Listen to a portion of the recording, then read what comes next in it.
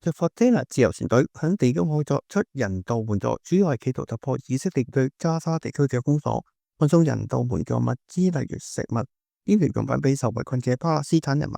呢支船隊由國際人權同環保活動人士組成。著名嘅瑞典氣候行動者 Greta Thunberg 亦都曾參與。自由船隊自23年10月以嚟，多次嘗試從地中海航行至加沙，但經常遭遇以色列軍方嘅攔截、整造甚至攻擊。今年5月，船隻 The Constance 喺馬耳他附近被以色列無人機攻擊，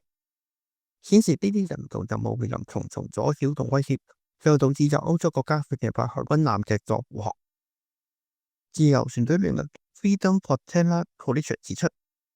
佢哋嘅船隻漢丹拿號喺今年7月喺距離加沙約75公里嘅海面上，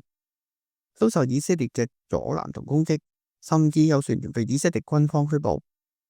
之後從巴塞羅那出發嘅全球堅韌船隊 Global Summit Flotilla 亦都報稱近日喺希臘島最西南方嘅公海上邊被以色列派出嘅無人機攻擊，同時有船隻嘅通訊設備受干擾。因此，意大利同西班牙地府分別派咗海軍艦隻替自由船隊護航。兩國嘅護航行動喺國際上宣示咗對人道援助嘅支持，